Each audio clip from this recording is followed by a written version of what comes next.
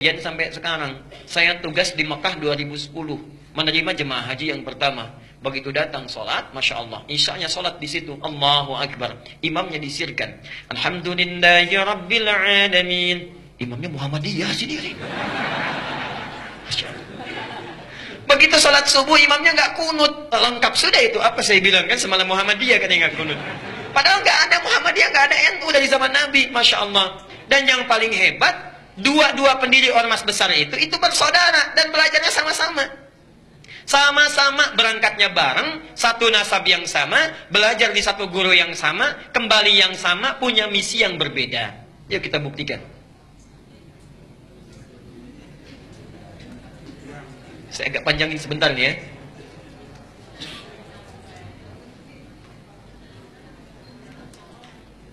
Satu, namanya Kiai Haji Muhammad Hashim Al-Ash'ari. Muhammad Hashim Al-Ash'ari. Kemudian nanti mendirikan Nahdlatul Ulama tanggal 31 Januari tahun 1926. Kedua, siapa namanya? Kiai Haji Ahmad Dahlan. Sebetulnya bukan nama asli, nama aslinya Muhammad Darwish. Muhammad Darwish. Cuma nanti saat pergi ke Mekah, keduanya ini oleh gurunya Muhammad Darwish diganti nama menjadi Ahmad Dahlan. Ahmad Dahlan mendirikan Muhammadiyah tanggal 18 November tahun 1912. Nah, pertama, dua-duanya ini bersaudara. Bersaudara, ketemu nasabnya di saudara jauhnya. Muhammad Hashim Al-Ash'ari bin Abdul Wahid bin Abdul Wahid bin Abdul Halim. Abdul Halim nama aslinya Pangeran Bernawa, Pangeran Benawa bin Abdurrahman. Abdurrahman nama aslinya Sultan Hadiwijaya, dikenal dengan Joko Tingkir. Bin Abdul Fattah bin Abdul Aziz bin Abdullah bin Maulana Ishaq. Siapa Maulana Ishaq itu? Bapaknya Raden Ainul Yakin yang dikenal dengan Sunan Giri. Bertemulah nasabnya di Maulana Ishaq. Maulana Ishaq. Nanti kita jelaskan siapa Maulana Ishaq ini. Kiai Haji Ahmad Dahlan, ini nasabnya nyambung ke sini Maulana Ishaq.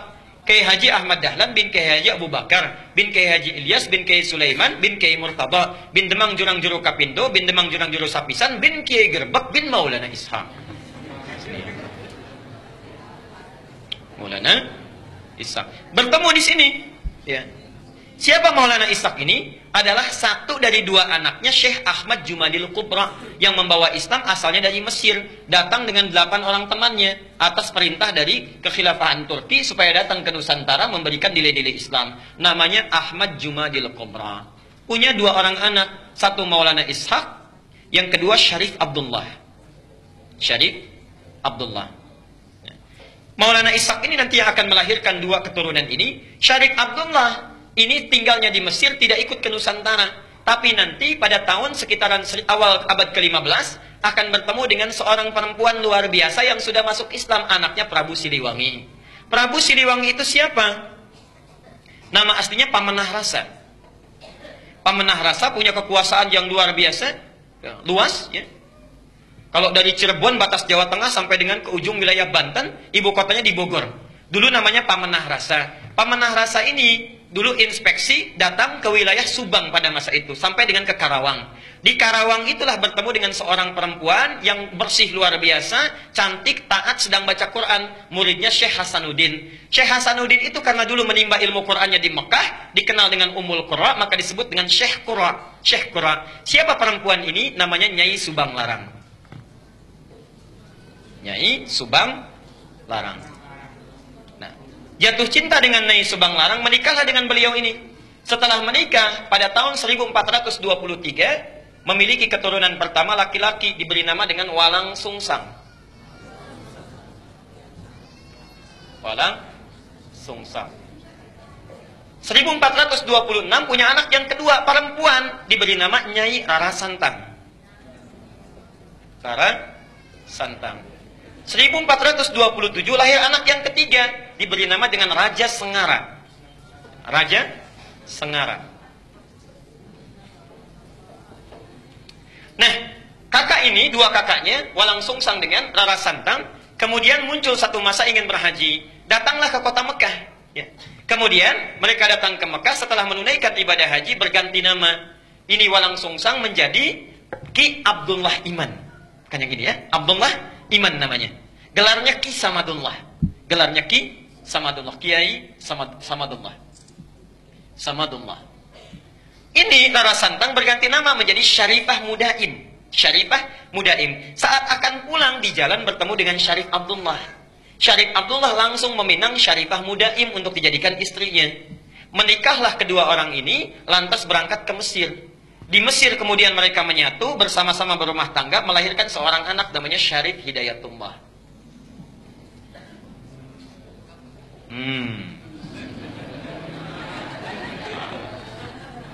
20 tahun belajar di sini, belajar dengan Syekh Ibnu Athaillah Al-Iskandari, belajar dengan ulama-ulama besar, sampai setelah matang kembali dia akan menengok kakeknya datang ke Prabu Siliwangi.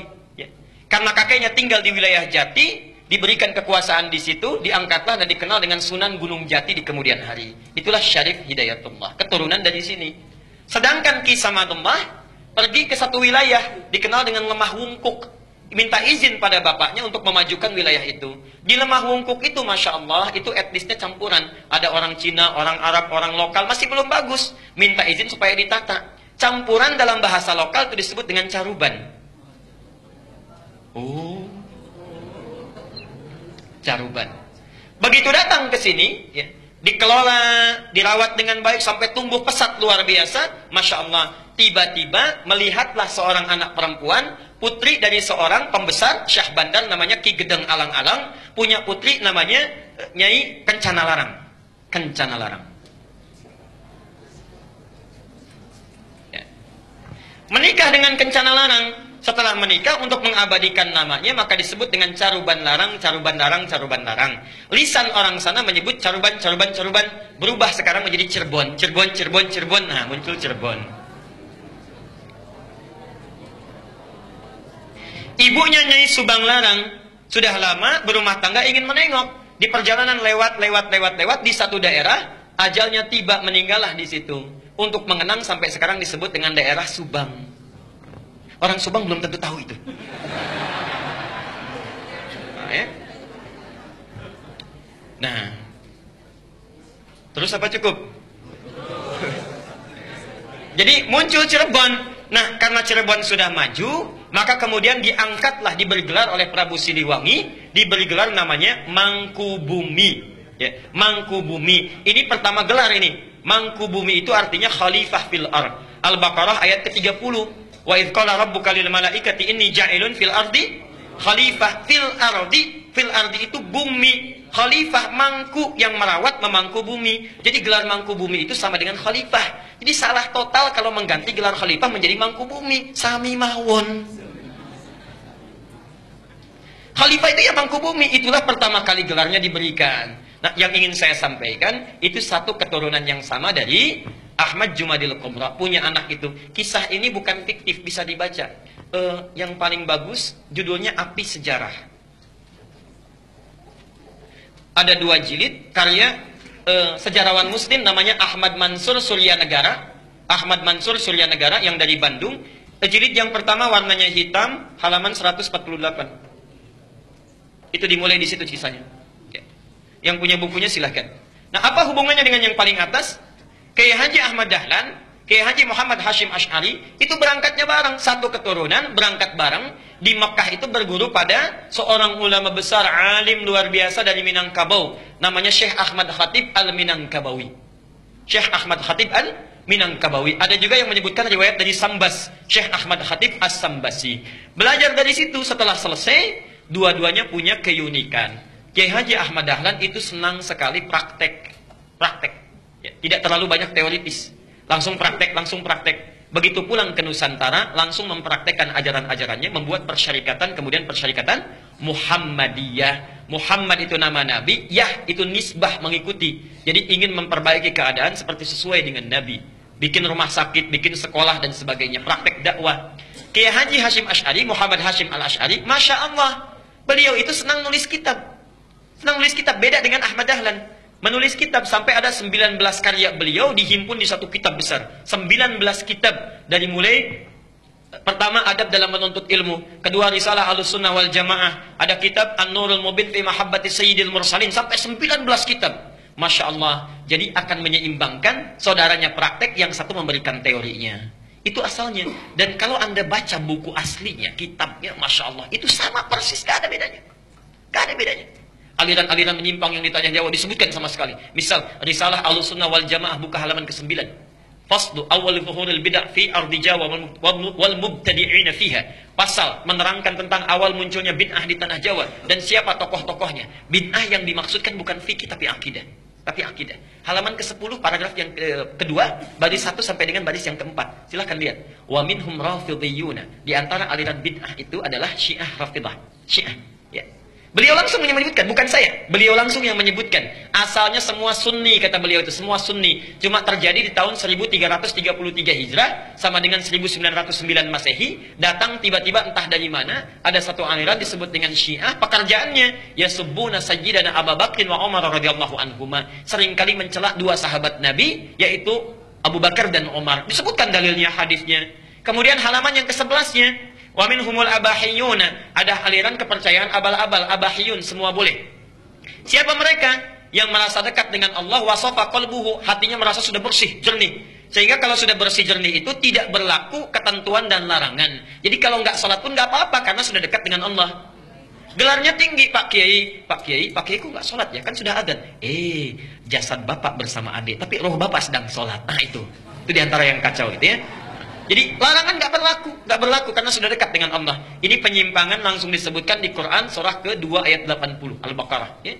Ada lagi aliran yang reinkarnasi tanasukhil arwah, ya. Bahkan ada jahlatul mutasawwifah, orang sufi yang paling bodoh, disebutkan oleh beliau. Siapa itu? Itu yang mengaku menyatu dengan Tuhan, Allah sudah menyatu dengan dirinya, manunggaling kaulah Gusti. Siapa kamu? Saya adalah Allah. Allah sedang apa? Allah sedang makan. Nah itu sudah lain. Jadi itu diantara kitab-kitab beliau. Nah, jadi tidak ada bedanya. Kisah yang terakhir yang ingin saya tutup, satu kali muridnya Kiai Haji Hasyim Asy'ari itu berkunjung ke Kauman ke Jogja. Karena Ahmad Dahlan pulang ke Kauman, Hasyim Asy'ari pulang ke Tebu Ireng ke Jombang. Datanglah dari Jombang itu, kemudian ke wilayah Kauman, dilihat di situ. Kok ini beda ya katanya. Balik lagi ke Tebu Ireng. Syekh katanya, itu ada aliran di Kauman yang menyimpang. Bagaimana caranya? Begini. Siapa orangnya? Namanya sekian. Ciri-cirinya bagaimana seperti ini? Itu bukan menyimpang. Itu saudara saya. Bantu sana balik lagi. Masya Allah. Ketika membantu balik lagi, kemudian sampai di situ berumah tangga, punya anak namanya Ahmad Azhar Bashir. Sampai kemudian jadi pimpinan pusat Muhammadiyah. Yang digantikan oleh Amin Rais, digantikan oleh Syafi'i Ma'arif, digantikan bin Samsudin. Agustus nanti mau muktamar itu. Ya, mau diganti lagi karena sudah 2 periode. Saya baca itu. Jadi saya tahu itu, ya. Sama juga NU juga begitu, sama sampai sekarang, sampai Aqil Siraj, ya. Hasyim Muzadi digantikan Aqil Siraj, sekarang mau nyalon lagi yang kedua itu, ya. Jadi insya Allah baca.